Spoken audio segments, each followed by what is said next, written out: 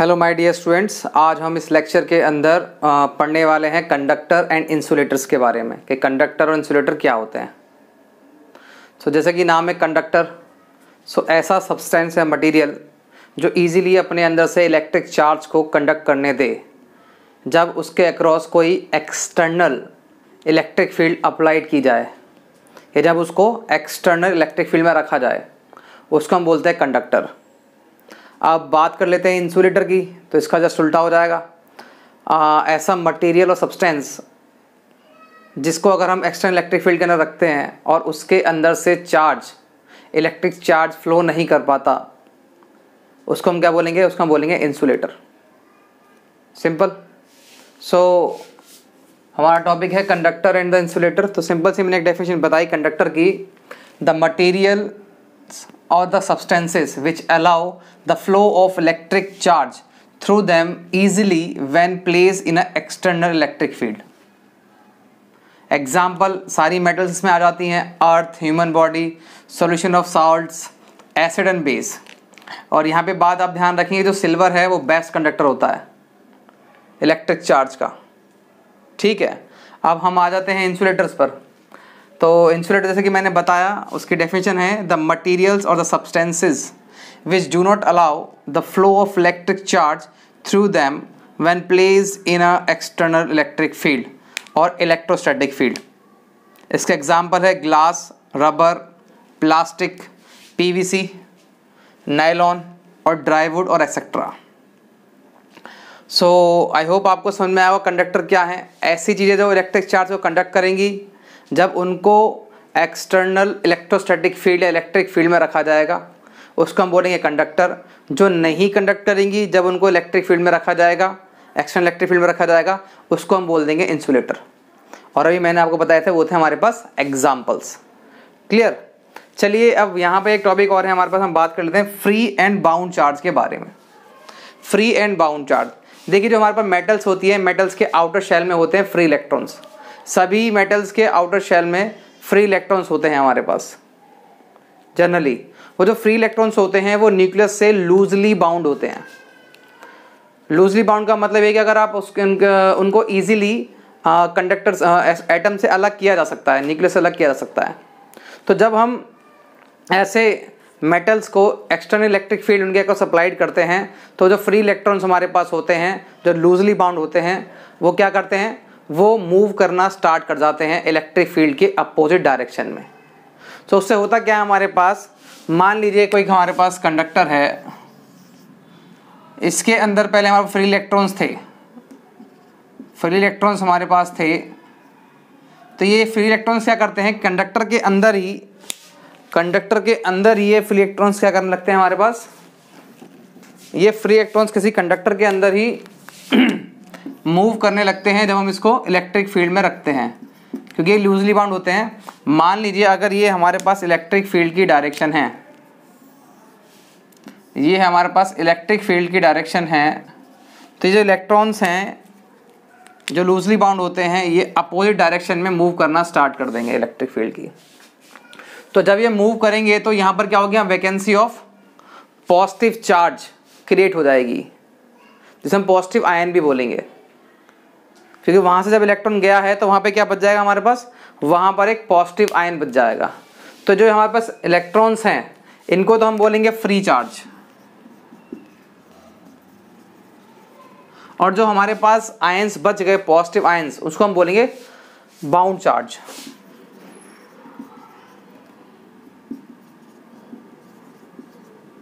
उसको बोलेंगे bound charge, क्योंकि चार्ज तो वो भी है बट वो चार्ज इमोबाइल है, वो मूव नहीं कर सकता।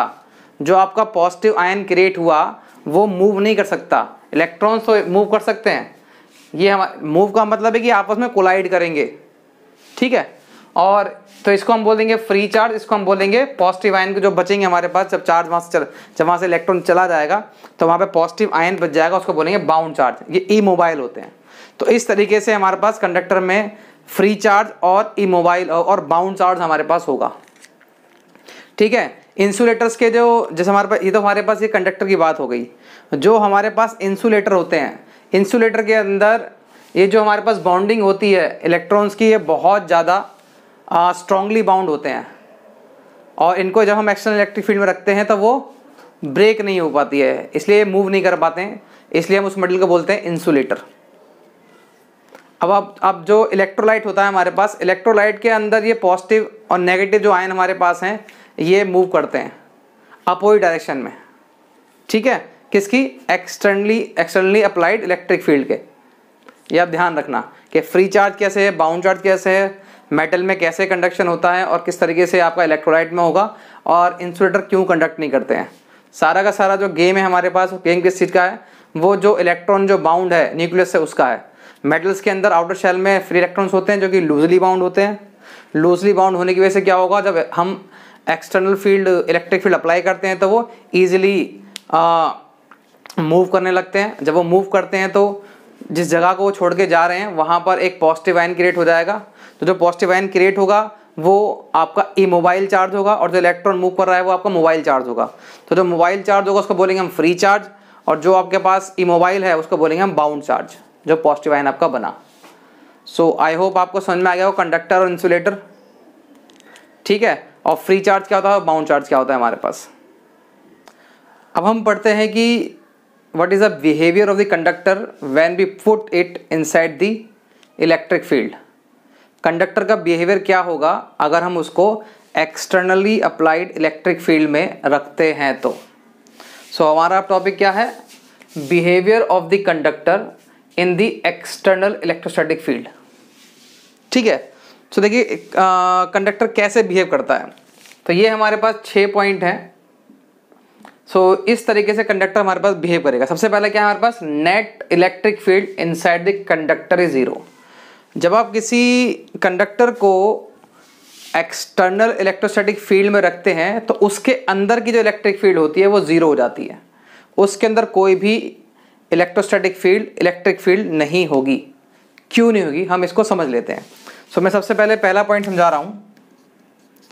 पहला पॉइंट कहता है कि जो इलेक्ट्रिक फील्ड है इनसाइड द कंडक्टर वो 0 है।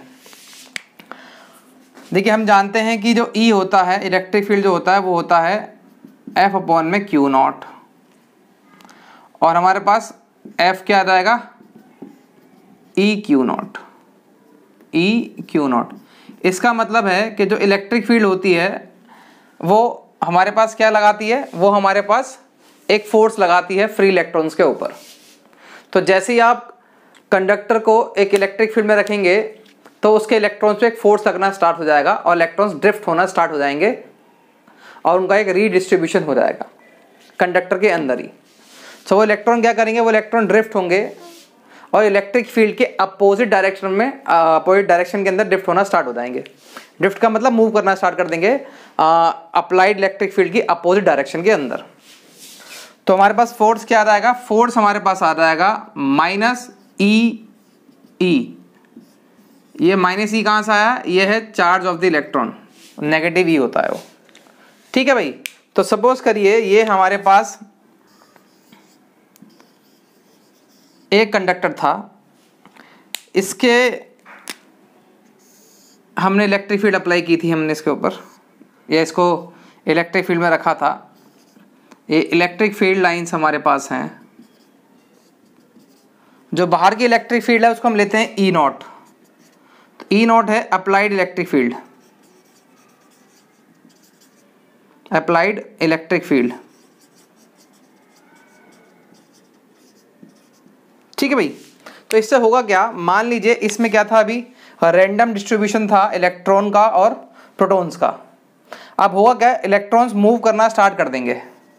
तो इलेक्ट्रॉन्स मूव करना स्टार्ट कर देंगे।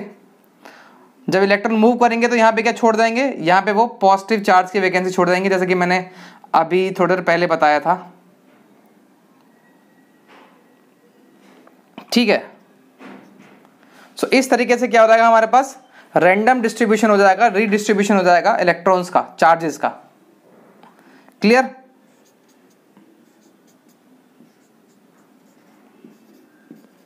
ठीक है। इसकी वजह से क्या होगा, हमारे अंदर अपोजिट डायरेक्शन में एक इलेक्ट्रिक फील्ड फ्लो जनरेट हो जाएगी। इसे हम बोलते हैं इंड्यूस इलेक्ट्रिक फील्ड। तो एक EP आ जाएगी हमारे पास, जो कि अपोजिट डायरेक्शन में होगी, जो कि हमारे पास एक अपोजिट डायरेक्शन में होगी ईपी। ईपी क्या होगी हमारे पास? ईपी होगी हमारे पास इंड्यूस्ड इलेक्ट्रिक फील्ड। क्लियर? इसकी डायरेक्शन है अपोजिट, ये अपोजिट डायरेक्शन में होगी अप्लाइड इलेक्ट्रिक फील्ड के। और जो हमारे पास इलेक्ट्रिक फील्ड है हमारे पास ई नॉट, वो इस डायरेक्शन में होगी और ये इस डायरेक्शन में है। क्लियर? अब होता क्या है, इन दोनों ही इलेक्ट्रिक फील्ड का मैग्नीट्यूड क्या होगा? इन दोनों ही इलेक्ट्रिक फील्ड का मैग्नीट्यूड होगा इक्वल। ये इक्वल इन मैग्नीट्यूड होती हैं बट अपोजिट इन डायरेक्शन होती हैं। E P is equal to E not होता है मॉड। जब दोनों को ऐड करेंगे, जब आप E P plus E not करते हैं तो ये आता है हमारे पास जीरो। क्यों आएगा जीरो? क्योंकि ये अपोजिट डायरेक्शन के अंदर है, तो ये हमारे पास माइनस आ जाता है। So net electric field inside the conductor क्या हो जाती है? जीरो। तो कंडक्टर के अंदर इस तरीके से इलेक्ट्रिक फील्ड जीरो होती है। क्लियर? क्योंकि जब आप कंडक्टर को इलेक्ट्रिक फील्ड में रखेंगे तो उसके अंदर एक अपोजिट डायरेक्शन में इंड्यूस इलेक्ट्रिक फील्ड जनरेट होगी। वो इलेक्ट्रिक फील्ड क्यों जनरेट होती है? रीडिस्ट्रीब्यूशन ऑफ चार्जेस की वजह से वो इलेक्ट्रिक फील्ड इंड्यूस होती है उसके अंदर, और उसका मैग्नीट्यूड जो बाहर से आपने एक एक्सटर्नल इलेक्ट्रिक फील्ड अप्लाई करी है उसके बराबर होता है। जब दोनों को ऐड करते हैं तो inside conductor electric field zero हो जाती है। सो आई होप आपको पहला पॉइंट क्लियर हो गया होगा कि net electric field inside the conductor zero होती है। इस तरीके से आप इसको जीरो दिखाएंगे। ठीक है? इलेक्ट्रिक फील्ड की वजह से फोर्स लगता है, फोर्स की वजह से इलेक्ट्रॉन मूव करते हैं, ड्रिफ्ट होते हैं इलेक्ट्रिक फील्ड की अपोजिट डायरेक्शन में। उसकी वजह से एक इंड्यूस इलेक्ट्रिक फील्ड इंड्यूस होती है इनसाइड द कंडक्टर। उसका मैग्नीट्यूड एक्सटर्नल इलेक्ट्रिक फील्ड के बराबर होता है। जब दोनों को ऐड करते हैं इनसाइड द कंडक्टर वो जीरो हो जाती है। इस वजह से हमारे पास net electric field inside the conductor zero होती है। सो ये हमारा पहला पॉइंट का आंसर हो गया। अब हमारे पास है दूसरा पॉइंट। हमारा दूसरा पॉइंट कहता है कि the electric field is perpendicular to the surface of the conductor. मान लीजिए ये हमारे पास कोई सरफेस है और ये उसका हमारे पास सरफेस का यूनिट वेक्टर है एन कैप। अब मान लीजिए इलेक्ट्रिक फील्ड अगर परपेंडिकुलर नहीं है, एक एंगल थीटा पर है, एक एंगल थीटा पर है इसके साथ। क्लियर? ठीक है भाई। सो हमारे पास क्या आएगा? हमारे पास इसका जो टेंजेंशियल कंपोनेंट होगा या जो हमारा कंपोनेंट होगा इलेक्ट्रिक फील्ड का, वो हो जाएगा हमारे पास ई कॉस थीटा। क्या हो जाएगा? E cos theta. अगर थीटा 90 डिग्री होता है तो इलेक्ट्रिक फील्ड की वैल्यू क्या जाती है? इसे ई डैश ले लीजिए आप, कंपोनेंट जो भी है। ई डैश की वैल्यू आ जाएगी हमारे पास 0 डिग्री। अगर इलेक्ट्रिक फील्ड परपेंडिकुलर है तो थीटा की वैल्यू 90 डिग्री आएगी और तो उससे इलेक्ट्रिक फील्ड 0 हो जाएगी। तो मेरा पहला वाला पॉइंट वैलिड हो जाएगा कि कंडक्टर पर के अंदर के सरफेस पर इलेक्ट्रिक फील्ड क्या होगी? 0 होनी चाहिए। लेकिन अगर ये किसी एंगल थीटा पर है तो इसकी वजह से आप यहाँ देखिए, जो ये फोर्स है, ये फोर्स 0 के इक्वल नहीं होगा, नॉट इक्वल टू 0। इलेक्ट्रॉन्स में ड्रिफ्ट होगा इनके अंदर, शुड ड्रिफ्ट होगा तो ये मूव करेंगे, शुड मूव। अगर मूव करेंगे तो हमें इलेक्ट्रिक करंट मिलेगा।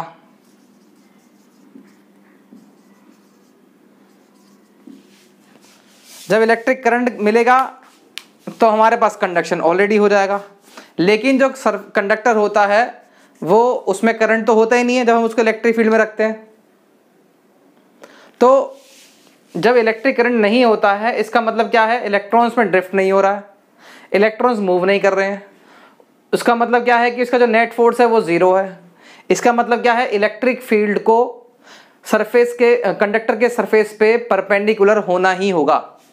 अगर ऐसा नहीं होता है सो हमारे पास क्या होगा, जो चार्ज है वो सरफेस पर रिसाइड करेगा। हमारे पास सरफेस पर क्या होगा, वो मूव करने लग जाएगा, और मूव करेगा तो उसमें इलेक्ट्रिक करंट जनरेट होगा। जब उसमें इलेक्ट्रिक करंट जनरेट होगा तो हमारे पास कंडक्शन ऑलरेडी मिल जाएगा, लेकिन ऐसा कभी नहीं होता है। तो इससे हमें क्या प्रूफ होता है कि जो इलेक्ट्रिक फील्ड होती है वो सरफेस के परपेंडिकुलर होती है कंडक्टर के। ठीक है, सो आप इन चीज़ों को ध्यान रखेंगे कि अगर इलेक्ट्रिक फील्ड जीरो नहीं होगी, परपेंडिकुलर नहीं होगी, तो उसका एक कंपोनेंट बच जाएगा जो एंगल थीटा पर होगा। उस कंपोनेंट की वजह से फोर्स लगेगा, फोर्स की वजह से ड्रिफ्ट होगा, ड्रिफ्ट की वजह से इलेक्ट्रॉन्स का मोशन होगा, मोशन होगा तो हमारे पास करंट इंड्यूस होगा, जो कि नहीं होता है कंडक्टर के अंदर जब हम उसको एक्सटर्नल इलेक्ट्रिक फील्ड में रखते हैं। क्लियर? आई होप आपको ये वाला पॉइंट भी समझ में आ गया होगा। तीसरा हमारे पास क्या है, net electric charge inside the conductor is zero. इसको हम इजीली प्रूव कर सकते हैं, इसको हम इजीली गॉस थ्योरम की हेल्प से प्रूव कर सकते हैं। अब हम ये जानते हैं कि inside the conductor electric field zero है, और गॉस थ्योरम क्या कहती है हमारे पास। तो तीसरा पॉइंट हमारे पास है, inside the conductor net electric charge is zero.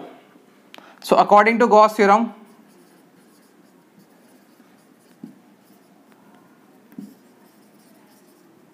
Gauss's theorem क्या आएगा हमारे पास, वो कहती है integral line integral of E dot D S, और integral of E dot D S is equal to Q upon में epsilon naught, integral should be closed. ठीक है, अब मैं जानता हूं वी नो डैट, क्या पता है हमें कि जो इलेक्ट्रिक फील्ड है वो क्या है, वो हमारे पास जीरो है। इलेक्ट्रिक फील्ड हमारे पास क्या है, जीरो है।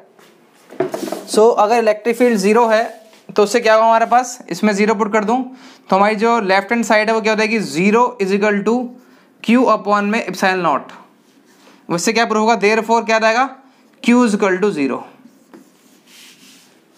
तो इससे हमने क्या प्रूव कर दिया कि जो हमारे पास चार्ज है इनसाइड द कंडक्टर वो क्या होता है, वो जीरो होता है। तो इसका प्रूफ हम गॉस थ्योरम से कर सकते हैं कि इनसाइड द कंडक्टर जो चार्ज होता है वो जीरो होता है, कंडक्टर के अंदर चार्ज होता ही नहीं है।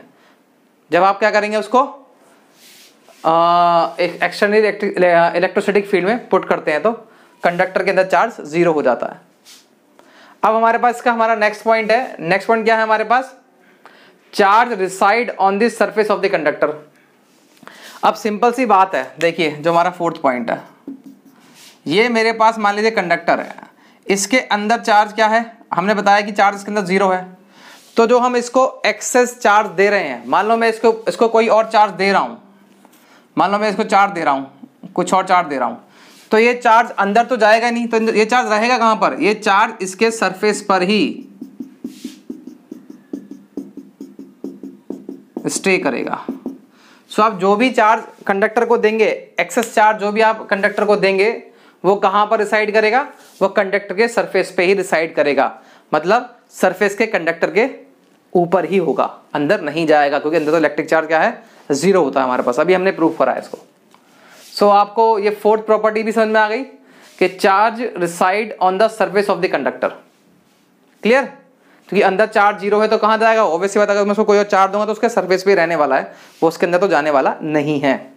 ओके, अब देखिए इसके बाद हमारे पास है हमारा फिफ्थ पॉइंट। फिफ्थ पॉइंट को मैंने ब्लू मार्कर से लिखा है, उसमें है कि electric potential is constant throughout the surface of the conductor और it is like equipotential surface. मतलब जो कंडक्टर का सरफेस होगा वो इक्यू पोटेंशियल सरफेस के तरह से बिहेव करेगा। उसका मतलब क्या होता है कि जो सरफेस पे जो पोटेंशियल होगा वो सरफेस पर हर जगह पे कांस्टेंट सेम रहेगा। जिसको अगर आपको कोई डाउट है कि इक्यू पोटेंशियल सरफेस क्या होते हैं, तो आप मेरे जो लेक्चर है इसके ऊपर आप उसको देख सकते हैं। ठीक है, अब हमारी प्रॉपर्टी कहती है, फिफ्थ प्रॉपर्टी कहती है, फिफ्थ प्रॉपर्टी हमारी क्या कहती है कि इलेक्ट्रिक पोटेंशियल जो है हमारा कांस्टेंट रहेगा थ्रू आउट सरफेस। ये कांस्टेंट रहने वाला है through out the surface of the conductor. कैसे रहेगा? वी नो डैट, हम सिंपल सा जानते हैं कि जो इलेक्ट्रिक फील्ड है वो माइनस dV/dr होता है, एंड फॉर ए कंडक्टर हम जानते हैं, तो फॉर कंडक्टर हमने अभी प्रूफ कराया कि जो इलेक्ट्रिक फील्ड होती है वो जीरो आती है, मतलब जीरो इक्वल टू dV/dr होगा, और मीन्स जो हमारे पास आपका dV होगा वो हो जाएगा जीरो, मीन्स dV हो जाएगा हमारे पास कांस्टेंट। तो इसका मतलब क्या है हमारे पास कि जो पोटेंशियल है through out the surface of the conductor वो क्या आता है? कांस्टेंट, जो कि इक्यू पोटेंशियल सरफेस की एक प्रॉपर्टी होती है। सरफेस के ऊपर जो पोटेंशियल होगा वो हर जगह पे हर पॉइंट पर कांस्टेंट रहता है। तो इस तरीके से हम उसे प्रूफ कर सकते हैं कि फॉर ए कंडक्टर वो एक इक्यू पोटेंशियल, उसका सरफेस एक इक्यू पोटेंशियल सरफेस की तरह बिहेव करेगा। अब बात आती है, अब अगर आप चार्ज को मूव कर रहे हैं एक पॉइंट से दूसरे पॉइंट पर कंडक्टर के सरफेस के ऊपर, तो उसका वर्क डन भी जीरो आएगा। कैसे जीरो आएगा? देखिए, मैं जानता हूं कि जो W होता है वो F.ds होता है, सॉरी dr होता है, और मैं ये भी जानता हूं कि जो फोर्स होता है वो QE/dr होता है। अभी बताया था थोड़ा पहले मैंने, इससे पहली प्रॉपर्टी के अंदर, ठीक है। अब मैं जानता हूं, फिर से क्या जानता हूं, इलेक्ट्रिक फील्ड जीरो है। इलेक्ट्रिक फील्ड क्या है हमारे पास? जीरो है, तो वर्क डन भी क्या रहेगा? जीरो। सो एक और बात यहां से प्रूफ हो गई, अगर आप कंडक्टर के सरफेस के ऊपर एक पॉइंट से दूसरे पॉइंट तक किसी चार्ज को मूव कराते हैं तो उसका वर्क डन क्या आता है? जीरो आता है। अगेन ये भी एक इक्यू पोटेंशियल सरफेस की प्रॉपर्टी है। तो इस तरीके से आप समझ सकते हैं, जब आप किसी कंडक्टर को एक्सटर्नल इलेक्ट्रोस्टैटिक फील्ड में रखते हैं तो उसका जो सरफेस होता है वो इक्यू पोटेंशियल सरफेस की तरह बिहेव करता है, और उसके सरफेस पर हर जगह पे पोटेंशियल कांस्टेंट रहता है। सो आपको फिफ्थ पॉइंट भी क्लियर हो गया होगा, ठीक है, ओके। अब इसके बाद हमारे पास लास्ट पॉइंट है इसका, एक्चुअली में लास्ट पॉइंट नहीं है, सेकंड लास्ट पॉइंट है। वो पॉइंट क्या कह रहा है हमारे पास?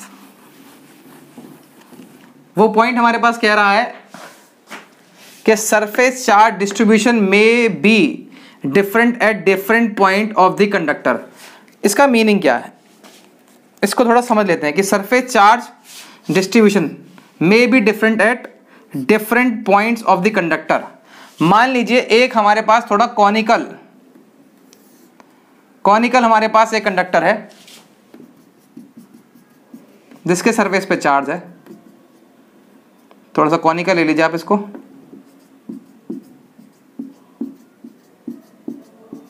इस केस में क्या होगा, जो सरफेस चार्ज डेंसिटी होती है सिग्मा,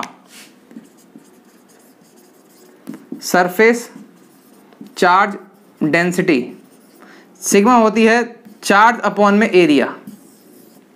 अब मैं देख रहा हूं कि कॉनिकल सरफेस के लिए जो उसका जो ये कॉनिकल पार्ट है हमारे पास, इस कॉनिकल पार्ट का जो सरफेस एरिया है पॉइंटेड है, कम है।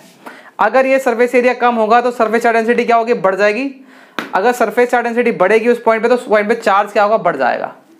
तो इससे ये प्रूफ होता है कि जो कंडक्टर है उसके सरफेस पे चार्ज इक्वली डिस्ट्रीब्यूट नहीं होता, चार्ज का डिस्ट्रीब्यूशन वेरी करता है अगर हमारे पास एक कॉनिकल कंडक्टर है, ठीक है। तो यही हमारा 6 पॉइंट कहता है, 6 पॉइंट का हमारा यही रीजन है कि जो सरफेस चार्ज डिस्ट्रीब्यूशन में be different at different point of the conductor. अगर हम एक कॉनिकल कंडक्टर लें तो इसका सरफेस एरिया यूनिफॉर्म नहीं है।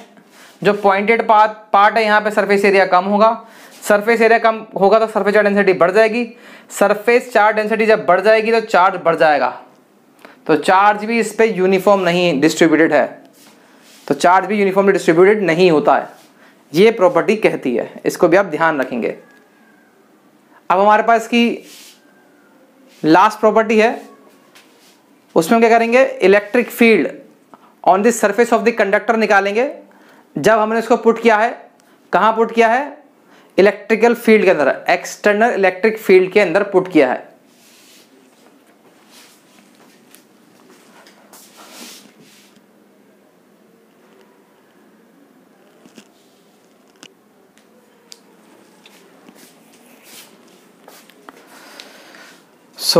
जैसा कि हमने बताया कि हमारी लास्ट प्रॉपर्टी है expression for the electric field at the surface of the charge conductor, कि जो चार्ज कंडक्टर है जिसको आपने एक्सटर्नल इलेक्ट्रिक फील्ड में रखा है, तो उसके लिए इलेक्ट्रिक फील्ड उस कंडक्टर के सरफेस पे क्या आएगी, उसकी वैल्यू क्या होगी।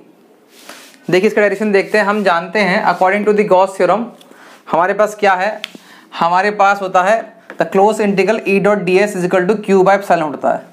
ये हमारा गॉस थ्योरम का स्टेटमेंट है। अब मान लीजिए मैंने एक कंडक्टर लिया है, इसके अंदर तो इलेक्ट्रिक फील्ड 0 है, E नॉट हमें पता ही है, लेकिन इसके सरफेस पे हम जानते हैं, मान लीजिए इसका ये ds वेक्टर है और इसकी इलेक्ट्रिक फील्ड भी क्या होगी, इस पर परपेंडिकुलर होती है, हमारे पास इलेक्ट्रिक फील्ड भी परपेंडिकुलर है, तो इनके बीच का एंगल थीटा क्या होगा, वो 0 डिग्री होगा, जैसे कि मैंने लिखा है। जब मैं इस डॉट प्रोडक्ट को हटाऊंगा तो मुझे कॉस लगाना पड़ेगा, क्योंकि E डॉट डी एस है। जब आप इस डॉट को हटाएंगे तब वो कॉस लगाना पड़ेगा, ठीक है, आपको कॉस लगाना पड़ेगा। और थीटा की वैल्यू आ रही है 0 डिग्री, तो थीटा की वैल्यू 0 डिग्री है, तो कॉस 0 की वैल्यू कितनी थी हमारे पास, कॉस 0 की वैल्यू होती है हमारे पास 1। तो यहाँ पे कॉस 0 की वैल्यू हम 1 कर देंगे, और ये इलेक्ट्रिक फील्ड जो हमारे पास है, ये इलेक्ट्रिक फील्ड हमारे पास बाहर आ जाएगी, ये इलेक्ट्रिक फील्ड हमारे पास कहाँ आ जाएगी, बाहर आ जाएगी। तो हमारे पास बन जाएगा इंटीग्रल ऑफ ds। अब देखो इसका मतलब है कि हमें टोटल सरफेस एरिया चाहिए, तो ये इंटीग्रल क्या बन जाएगा, टोटल सरफेस एरिया। तो s की वैल्यू क्या है, टोटल सरफेस एरिया, तो s क्या हो गया हमारे पास, टोटल सरफेस एरिया हो गया। इसे हम बोल देंगे इक्वेशन 1, ES मतलब इलेक्ट्रिक फील्ड इंटू में surface area is equal to Q by epsilon not, Q by epsilon not, ये एप्सिलॉन नॉट है भाई आपका, Q by epsilon not. Clear, S हो गया है total surface area of the conductor. Now we know that surface charge density sigma क्या होती है, चार्ज अपॉन में सरफेस एरिया। चार्ज हमारे पास Q है, सरफेस एरिया हमने S मान लिया है, तो Q क्या था हमारे पास, सिग्मा इंटू में सरफेस एरिया। वेक्टर आप लगा सकते हैं, एरिया है तो एरिया वेक्टर होता है। Clear, now putting this in equation 1, equation 1 में आप पुट कर दीजिए, क्या है हमारे पास, ES हमारे पास आएगा ES is equal to sigma S upon में एप्सिलॉन नॉट। E से S कट जाएगा, तो हमारे पास क्या बचेगा, हमारे बचेगा E is equal to sigma upon में एप्सिलॉन नॉट n कैप। अभी n कैप क्या है, n कैप यूनिट वेक्टर है, ये डायरेक्शन के लिए है। तो जो वैल्यू होती है हमारे पास इलेक्ट्रिक फील्ड की at the surface of the conductor, वो हमारे पास क्या होती है, E is equal to sigma upon में एप्सिलॉन नॉट n कैप। इसको आप ध्यान रखेंगे, इतनी इलेक्ट्रिक फील्ड होती है हमारे पास जब हम किसी कंडक्टर को इतनी इलेक्ट्रिक फील्ड होती है किसी कंडक्टर के सरफेस पे जब हम उसको एक्सटर्नल इलेक्ट्रिक फील्ड में रखते हैं। आई होप आपको सारी की सारी जो प्रॉपर्टीज मैंने समझाई इस लेक्चर के अंदर आपको समझ में आ गई होंगी। टोटल मिला के मैंने आपको 7 प्रॉपर्टीज बताई थी। आप इस वीडियो को ध्यान से देखें और उन प्रॉपर्टीज को ध्यान से समझें। अगर आपको कोई भी इन प्रॉपर्टीज से रिलेटेड क्वेरी आती है तो आप कमेंट सेक्शन में लिखें। अगर आपको मेरा लेक्चर पसंद आया हो तो इसको लाइक करें, इसको शेयर करें और मेरे चैनल को सब्सक्राइब करना ना भूलें। Thank you.